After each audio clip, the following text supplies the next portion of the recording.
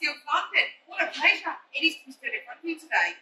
I had the honour of doing this yesterday as well as this amazing group. So what I need you to do on the noise meter is beat them, right? Because as much as I love coming up here and speaking to people, what I actually really like is having a good old chat. And chat is a two-way thing. So I'm going to throw out some questions. Occasionally I'm going to propose stuff. So if you can be a bit of a good panto crowd and give me some noise, it'll make me feel really good today. Is that all right with you all? Yeah. No, you can do better. Go on. Yeah. Yes, thank you very much. Great. Right, well, let's get cracking. So I want to propose a question to you to start with. No messing about today. What if I told you that in the next 10 to 15 minutes that we've got together, that I could make you all in the room communicate confidently with anyone you met? Would you believe me? Oh. No, of course you don't. Look at you like, no, don't believe a word you say, you do. But it's true. I will do. Or I hope I will do. And if not, at least what I'll be able to do is give you some tools to take away today and go and give it a good practice and make it happen. How does that sound? You're on board with me? Good. Right. Now, it'd be silly before we kick off if I don't introduce myself. So as you saw at the beginning, my name's Jen, or Jenny, whatever you prefer. And I work for a company called Umbrella Trading, which you might see from my awesome t-shirt. And we've got a fantastic stand over there. It's the big blow-up dome-looking thing, tech dome that we've got. If you haven't played games already and gone in, please do. But we have designed 4 incredible games along with some fantastic partners that we've actually got in the audience today. And the person who gets the highest score has an opportunity to win. I've got it on the wrong sticker this time. An Air Mac Pro. Oh no, is it an Air Mac Pro, Jack? Yeah, it is. Close enough. Thank you very much. Give me an ooh. Yeah, it's a good price. So, once we finish today, if you want to go over, if you haven't played them already, please do, because they're awesome. Right, we don't really have time. I don't have that much time with you today, so let's get going. There's going to be many speakers that you'll find today, and we have some amazing ones today as well. They're talking about developing skills that you're going to need in work-based environments, or they're talking about great industries that are out there at the moment. And when I was asked about what I want to do today, it was pretty quick, and I came up with it quite clearly and quickly. And that is being able to communicate with confidence. Well, why? Why did I pick that? Well, I think we probably all agree in the room that randomly going up to a stranger and having a conversation, it's not very natural for most of us, is it? In fact, it's not very easy. Some people might be like, yeah, no, I'm fine with that. But some people are like, oh, no. In fact, you might be looking at me now. What she's doing is my worst nightmare. Stood up in front of people, having a conversation, presenting at school, doing anything like that, nah, not my thing. And you'd be absolutely right, because it's absolutely terrifying still, and I still do to this day. I chose this because, as I say, not everyone feels so confident doing it, so I really want to be able to give people and equip people with it. The reason I want to do that is because it's personal to me. Because some of you may or may not sort of realise a thing, but up until the age of about 16, really, I was actually really shy. And in fact, I was what most people thought as quite socially awkward. So where did it change for me? It was work. Work changed that for me. Now, I don't want to harp on about me too much, because it's not about that, it's about you. But I knew when I was younger that I wanted to work in hospitality, right, from about the age of 15, 16. So I knew, with hospitality being hotels, events, bars, restaurants, for those of you that don't know, I was going to have to work with guests and customers. That's what we do. So I was going to have to be able to speak to people. But it doesn't actually matter what industry you work in, right? You can work in any sector, and you will have to be able to speak to people at some point, especially for all you budding managers and leaders in the room. If you want to be a leader, you've got to be able to speak to your team and guide and coach them, and that comes with confidence. So as I was sort of having that deep dive back, I thought, where did it change? What did I have to do? We all would be super lucky at school right now, because you get some amazing things like this, where you can come and meet employers and all sorts of things to talk about how to develop those skills, or have employers come to you. But that didn't exist when I was at school. YouTube didn't even exist then. Look at you, some of the horror on your faces. What do you mean YouTube didn't exist? Right? So I was doing a lot of reading, and the internet had just come out, so there was an Encyclopedia Britannica thing that was online, and that was about it.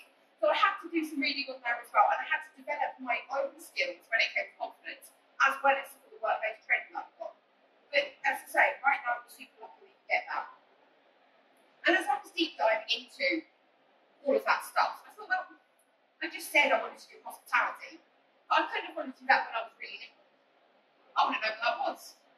So I thought, what's what I wanted to do when I was quite shy or whatever? What was my job? So I rang up my mum, straight on the phone, went, Mum, what did I want to do when I was younger? And she went, oh, darling, you wanted to be all sorts of things. You wanted to be a vet, you wanted to be a lawyer, you wanted to do all sorts. So I went, no, what was the earliest memory? And she told me. I had a good old giggle. And I thought, I tell you what do my peers do? Some of the amazing teams I've got, we work with, what do they want to do? Because we kind of do similar things. So I asked them, and I hope you don't mind, but I'm going to share everything with you now. I'm going to be honest and start with me first. Me, I wanted to be what I used to call back then a mini beast collector, which was insects. You could get rid of part, you used to put insects in it and then take it to school. I know, nerdy, right? But they're good. We had someone wanted to be a model. A unicorn princess. Very specifically a unicorn princess. This lovely lady, for anyone who knows, Madonna. Wanted to be Madonna. Parents, you might have to explain if no one knows who Madonna is. And I have to be quite specific with this one, because actually, in fact, the person who sat in the room who wanted to be this person. And this is the green dragon Zord. Am I right? I hope I've got that right. The building-sized robot, not the Power Ranger. I have to be quite specific there. And last but not least, is a hairdresser. Or what do you say? Because it's a sports occupation. Absolutely love it. But this was submitted by one of my colleagues called Karen. And Karen wanted to be a hairdresser called Julie. I'm going to leave it there with you. I don't think we should ask any questions, but that's what we wanted to do. So looking back through some of those, it would take quite a lot of confidence to be one of those, wouldn't it? Especially the green dragon Zord. Alright? He needs a lot of power and a lot of confidence. And the last few years, because I don't want to go on about it, the last few years has had a big impact on us, of course. So for some of us, we might not have bit that confidence that we had before. Or maybe you were locked in during a time where that's where you were developing your social confidence. So I thought with a little bit of hints and tips today, we might be able to either bring those confident people back or start developing a bit more. Yeah? So confidence. It's a tricky one. Most people think confidence is all about this, the external. What you look like. Great hair, great nails. What other people think you look like. What you think you look like. Or it's about being one of those people. I'm a people person. We were written on CVs already, so they've just decided I'm a people person. Or they are not a people person. What I'm here to say, it's not true. It's got nothing to do with that. Every single person here has the capability of being confident. It's just about opening up the bonnet, having a good look around, good rummage, and tuning that up a little bit, and actually working out where your confidence drives from. Because every single person has it. To be able to do what I do today and everything like that, I've had to develop these tools and these skills. I've done a lot of research myself. I've spoken to speech coaches and therapists, so I'm not going to claim credit for all of the things that I've done. But these are things I've used and things that have worked. So I'd love to be able to share 3 tools with you today. So the first one, and I'll keep this one quick, the first one, if I say to you, oh, I hate the sound of my voice, I don't like listening to myself on voice notes, I hate presenting people hearing me. Does that sound familiar to any of you? Yeah? Some people nodding. I've got nothing on this side of the room. We all have our voices on this side of the room. We all do. Oh, brilliant. Well, then I don't need to go over here, but I'll focus on this side for a second. This is something I hear quite regularly, is that people don't like the sound of their own voice. But I firmly believe that we've all got beautiful voices, and we do.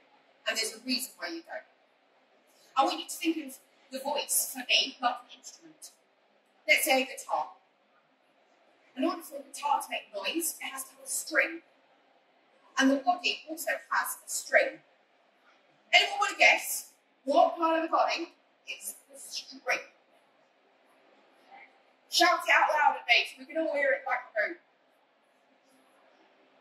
People are thinking. Anyone on this side? Anyone got a clue? No? Shout out loud for me. The spine, I love it. Not what I was going with, but it's a very good guess. No? What makes noise?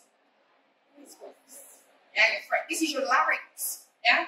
We all find our larynxes together. Maybe go, yeah, good.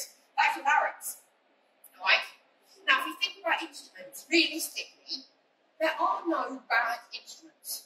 There is no bad guitars. There are no bad saxophones. What there is people who have practiced enough. Because as soon as you then see someone who is a practiced saxophonist or guitarist, they're creating beautiful sound and they've worked hard. So my biggest tip that I can give you to go straight in on is overwhelm yourself with your voice. In front of the mirror, talk, record yourself, literally just surround yourself in your own voice. And it will become familiar to you, become comfortable. You will start to practice your expression, your tone, your belief in yourself. The more you do it, the more it will happen, trust me. And the biggest tip I can say with that, if you're really confident and you've got it by that point, is sing. Even if you can't sing, you don't have to be Adele, right? Just scream it out loud. In the shower, in the car, on the train, if you're that confident, on the tube, just give it. And trust me, practice makes perfect when it comes to these things, and that is my first tip for you to do. Practice makes perfect. For my second talk, I'd like to ask you this question. When you walk in a room, how do you know who the most confident person is? What do we think? I haven't had anything from this side, so go on this side. Give me a go. Anyone got any ideas? How do you know who the most confident person is? How vocal they are. How vocal they are. It's a great one. Yeah, I like that. Any other thoughts? Go on, Jenny. You must know something. What? You don't know who it is? All right. I'll take that one as well. That's a good one, though. All right. Not probably what you think it is. It's the person with the best breathing pattern. It is the person who has the best breathing pattern who controls the room. Someone who takes their time, who has plenty of expression, who takes breath, is the person who's controlling how they speak. We often let our speech be massively impacted by how we feel emotionally. So let's take this example. If I was a really nervous public speaker, I'm getting all butterflying. Now I'm not going to go into all sides and be in days. But we all know what happens when you get nervous, right? You start to sort of feel a bit heavy, you start to get a bit sweaty, blood's having to be pumped around the body, your heart's having to work quicker to get everything around. And then my mouth goes dry, and then I start to shake, and then I start to look dry, and it gets. Do I look like I'm in control? So if I just slow myself down, centre myself at a point, and take my time and treat it like everybody in the room has all the time in the world for me, I'm the most in control of what I'm doing. And it's called, in speech therapy, your centre of expression. And we find it on the body again. Anyone want to guess what this is? What's in between here? Your fingers. What? Your fingers are. Where my fingers are. This is the diaphragm. Anyone heard the diaphragm? Yeah? Did we think about our diaphragms this morning? No. See, I love it. People are talking to me now. Thank you very much. Take it off. I want you to find your diaphragms together. Take our thumbs. Up here. Come on. Play the game with me there. Go. Right, so let's find our diaphragms. What I want you to do, take your thumbs. I want you to just place very gently in between your breastbone. Just yeah? Start to feel it. What I want you to do is I want you to breathe in for me. As you breathe, I want you to just slowly put a bit of pressure on and press in. Breathe in, and as you breathe out, feel your phone be pushed away. You feel that? In and out. What helps you breathe? It is almost like an air balloon. It's filling it in and it's coming in and out. You can also find it with your ribs. Hold it back of your ribs and you do the same thing.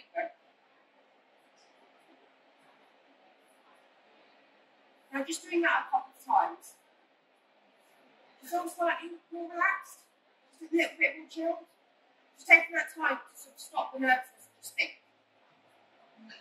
Your diaphragm is the king. It is the centre of your expression, and it is the most useful tool to make you feel confident when you are feeling the least confident. So the two tools, practice makes perfect and use your centre of expression. And the final one, because I'm getting my Oscar, Jenny, you're overtired here. This is the biggie. This is the finale, and probably not the one you're expecting. This one did take a bit of research.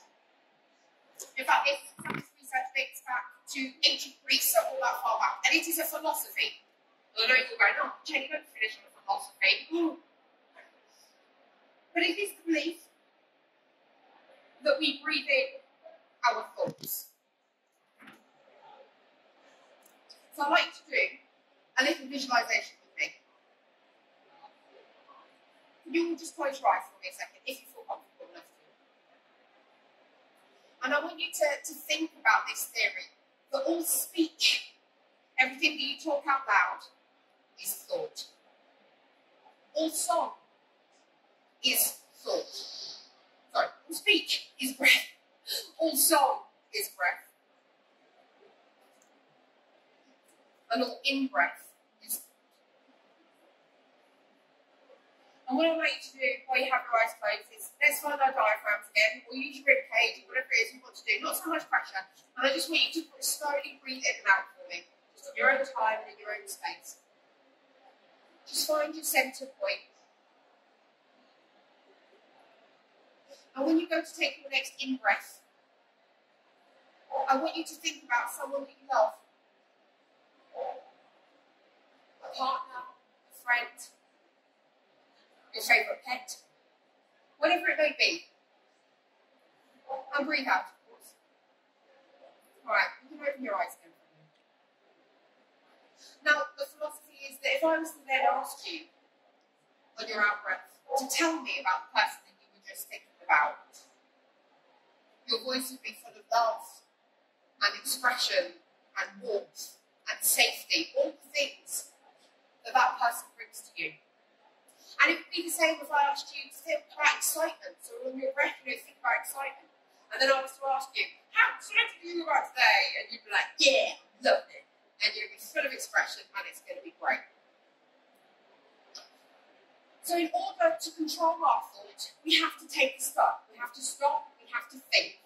And how do we do that without speaking out? We have to close our mouths.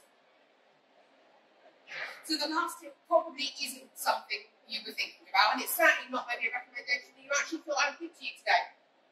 But my third and final tip, and probably my best, is the key to being confident, along with the rest of the tips that I can offer you, is knowing when to shut your mouth. Thank you very much for today. It's been a genuine pleasure. If you have any questions at all, again, I'm very happy.